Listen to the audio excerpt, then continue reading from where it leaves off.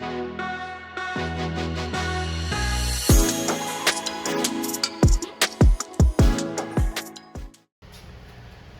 folks, welcome to Rubidoux Creek Outdoors. I'm Marcel. Hey, I welcome you to the channel. Kojak's doing Kojak things right now.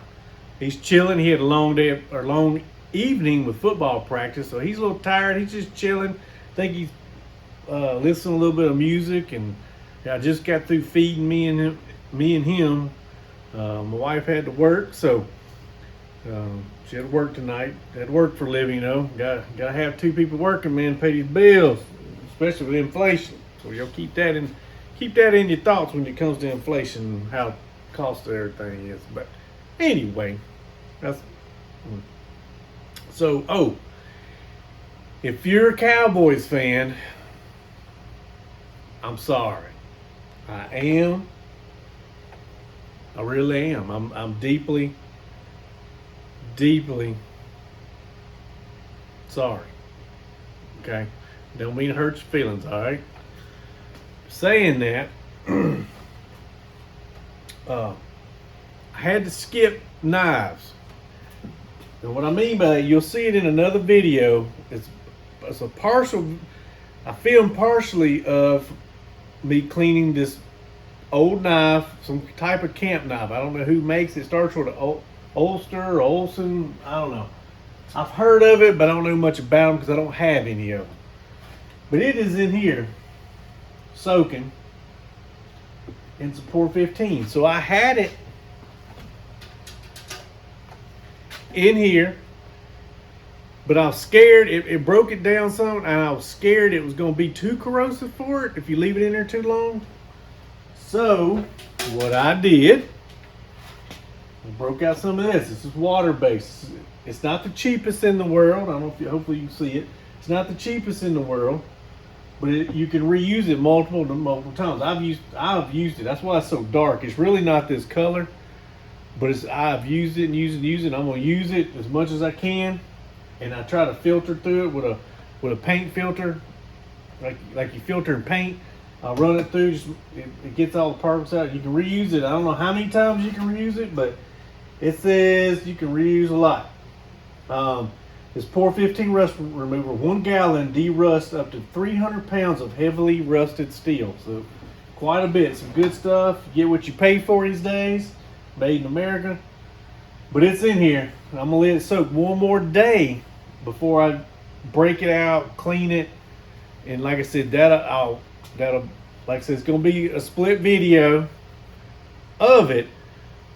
But you all won't even hardly know it. The only thing you're gonna know is you might see a different color shirt that I'm wearing. But I'm gonna combine the two, and that'll be hopefully it will be out this weekend. So today I'm going to look at this knife. We're gonna clean this knife up. It's not in that bad of a shape. It looks worse than what it is. That beautiful bone handle is kind of jigged. I don't think this is stag. It looks like they kind of peach seeded it. So I'm pretty sure this is just some type of old bone. I could be wrong, but I'm gonna look in the book. It's an old Western. It is an old Western. I'm gonna show y'all. Got a punch blade. I don't know what kind of. It's not really a spade blade. I'm sure it's got some wear on it. Got that one. You got the full blade right there. I got this in a basket, a thing full of old knives.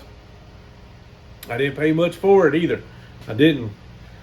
I don't know if it's got a patent number on it. I feel like I see some numbers down there, and if that's the case, it's a really old knife. I mean, it's old, but it makes it even older. So this one's got the Western, and it says Boulder, Colorado, but I feel like I see very very vague. I see some numbers down below, like patent numbers. But we'll look in the book. This one's got the little easy open right here. That's kind of like a theme, especially in the 1930s to early 1940s. There's a lot of different companies had that theme of the easy open series, as I call it. Not saying it's a series, y'all calm down. I'm just saying there's a lot of different companies made those knives, like Easy Open.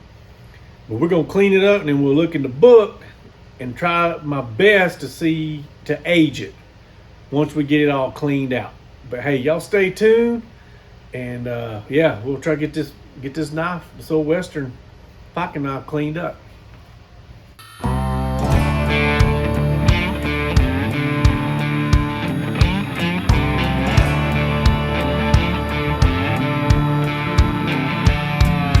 I came home early Friday night, and I could tell we're gonna fight. I turned around, went to the barn, parked my truck, went inside, a shot of tequila to rest my pride, put the jukebox on, play some steel guitar.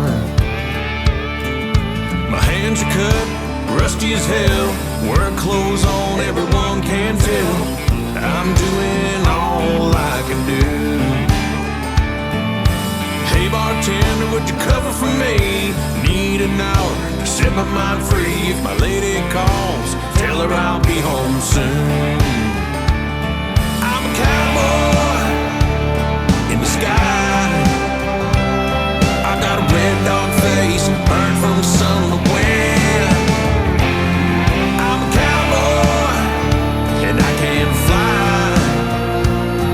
Gonna make it home every single night. Driving Timbs, beating the dust, climbing steel is a must. Me and the boys are ready to rock and roll. Squinting my eyes, hard hat on, sitting still at the break of dawn. It takes a man, but it takes a toll. I'm a cowboy in the sky. I got a red dog face, burned from the sun and the wind. I'm a cowboy and I can fly. Gonna make it home every single night.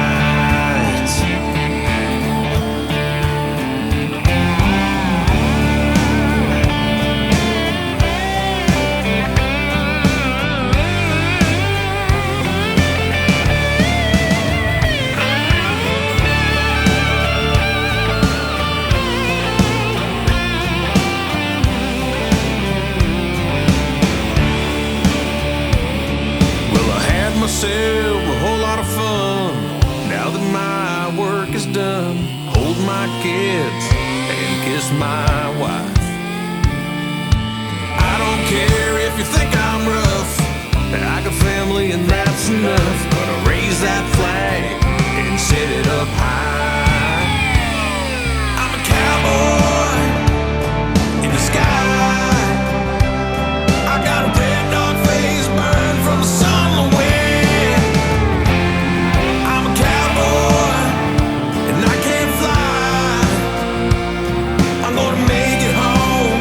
Every single night, every single night, every single night.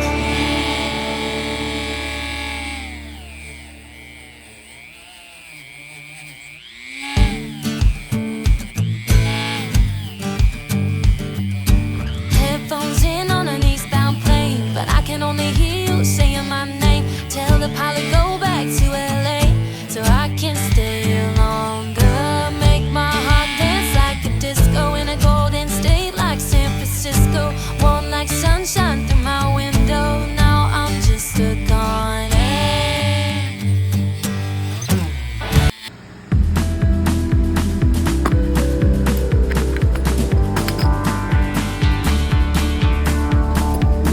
Não sei por que você não quer se afastar de mim, pois toda vez que eu volto você diz que se arrepende.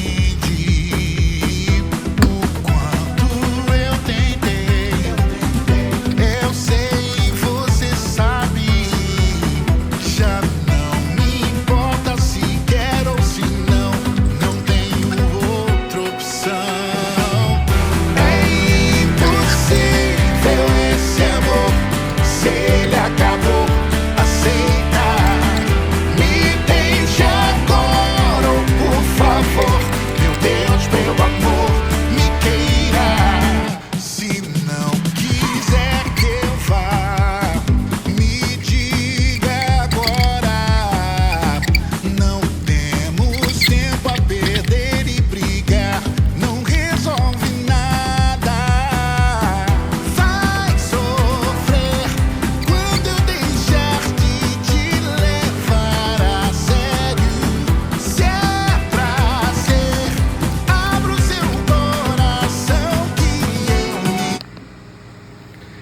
right, folks.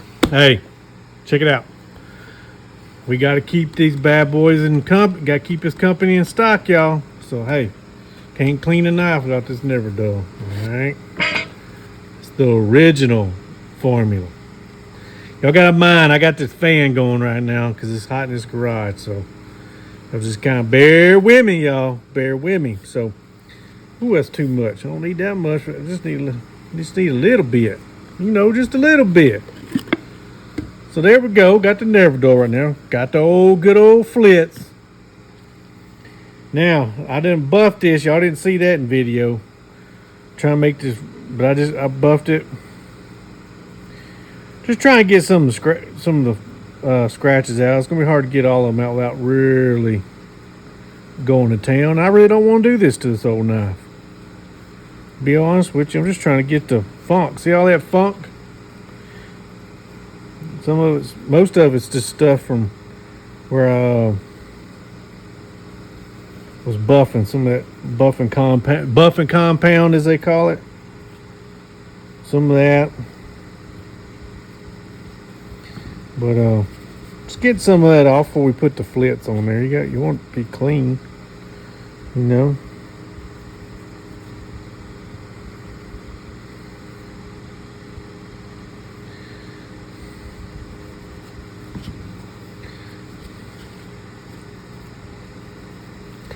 Just nasty old girl.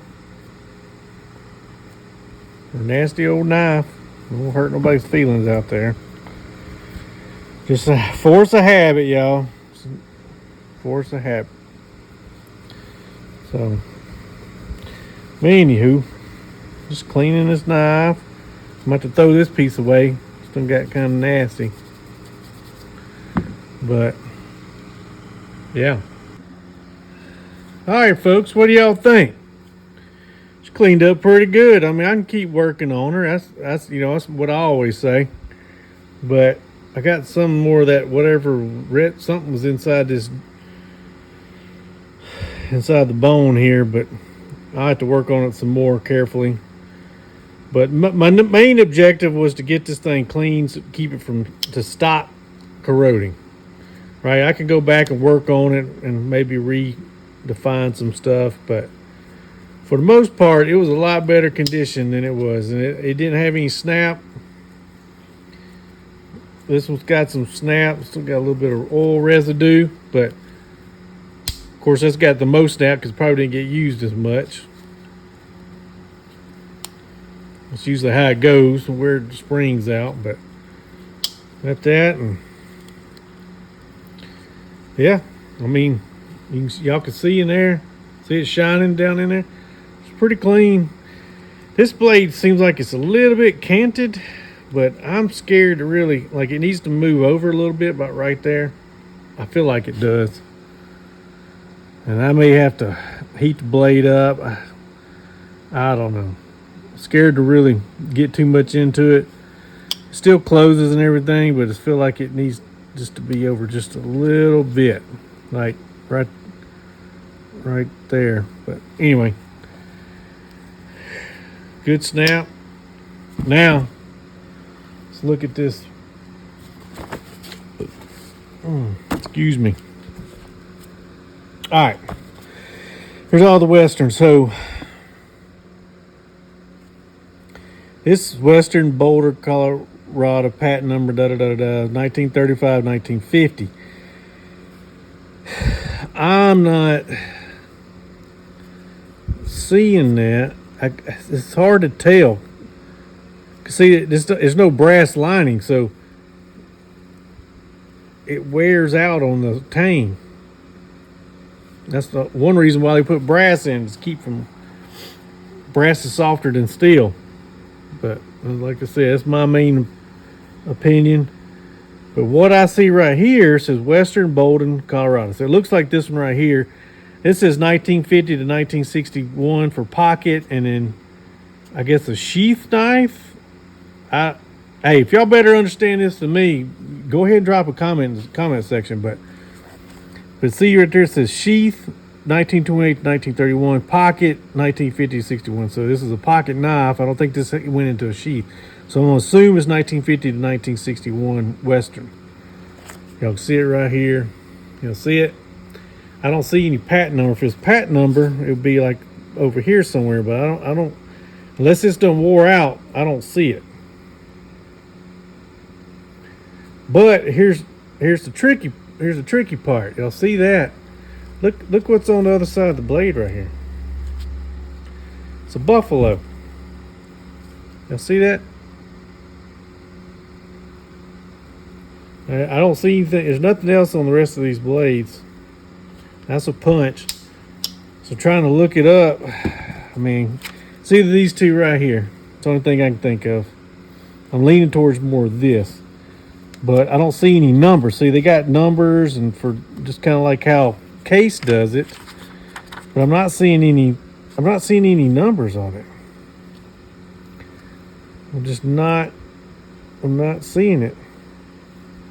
Not seeing it on the bolsters or anywhere, like a serial number. So I don't know if they just wore out. That's highly possible.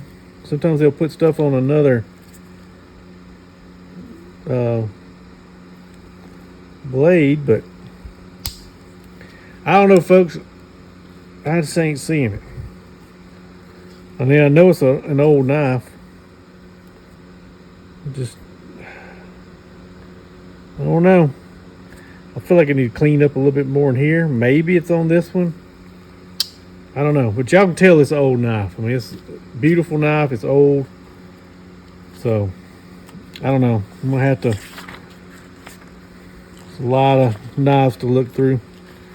Just to see, maybe I see a picture of it somewhere. So, I don't know. But either way, we know it's an old knife. I'm trying to look it up per the book. Let's see if it'll cut. I don't know. I have not touched the I'm gonna look at this later. Let's see here.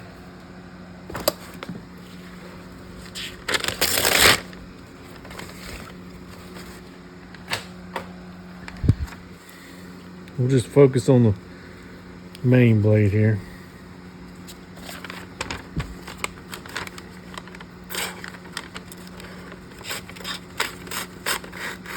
Trying to. All right. It's sharp enough to cut your finger. That's why. But I haven't touched it. I have not sharpened this knife. Hey, folks, I will not take it offensive. Y'all help me out. I showed y'all real quick through, what I saw in the book. I'm going to look some more in the book. Once this video is over with, I'm going to go inside. I'm going to look through it so I can kind of focus on what I'm doing so I don't feel like I'm rushing through the video. But, hey, do me and Kojak a favor, hit that subscribe button, hit the like button. Like I said, that other video on this other knife is hiding in here. I'm going to try to work on that tomorrow afternoon. So, try to get that together. Probably show y'all some of the cleaning process. I do have the scales off. I'm going to have to clean them up. Once everything's clean, I'm going to have to press it on and glue it back together, clamp it, and then... Of course, gotta let the glue set right, and I'll probably show it in another video or something. But hey, y'all tell me what y'all think about that knife. I do not own one like this. I have a Western that's fairly similar to this, but I think it's a newer Western. I think the one I got's like in the 70s. I'll have to pull it out one day and show you, but it's got different bone on it. I ain't really sure it's bone. I want to say it's Durlin. This is bone right here. Jig bone. Pretty sure, I don't think it's stag. I think it's jig bones. What it looks like to me, peach seed style jigging. But anywho, hey, it ain't nothing like this good old steel, man. Nothing like it. So I'm gonna tell you the steps I did. I'm gonna tell you my secret. There was really nothing wrong with the edge. It just needed to be a little bit reprofiled. I used this side right here. I did 20, 20, 5, 5, 5, 1. Then I flipped it over. Like I said, you do it how y'all want to do it. I'll show you that it's sharp. All right. 5, 5, 5, and 5, 5, 1, 5, 5, 5, 1. I ain't gonna repeat that. And here's what it came out with. Y'all saw where it didn't cut? All right, here you go. I mean,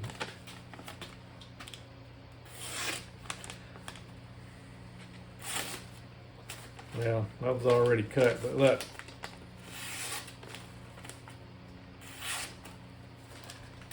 I could keep fine tuning it, but there's no need for it.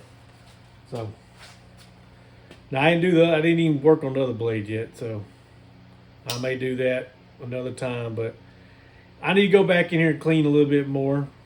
But like I said, my main objective was just show y'all video, get it cleaned up, keep it from rusting, and then like I said, I can go back in there and I may do some light touch up. Probably won't be on video. That's when I go into my WWII mindset, and then, so I can kind of pay attention to what I'm doing. But for most part, I mean, it's pretty clean, y'all. But hey, y'all drop me and Kojak a positive comment in the comment section. Hit the like button and share the video if you will. More or less, if you don't want to share it, like I said, hit the like button. And y'all just tune in and watch some more videos. I'll have another one out. Like I said, I'm going to work on this one at some point. I need to let it soak one more day, and then I should be able to pull it out, rinse it off, and then start cleaning it. So get it put together. So, but hey, y'all stay safe out there, stay vigilant, stay positive, stay motivated, and hey, God bless y'all and you and your family who are watching. Y'all keep at it and keep grinding, and just try to stay positive in this crazy world. So I'll see y'all next time. All right.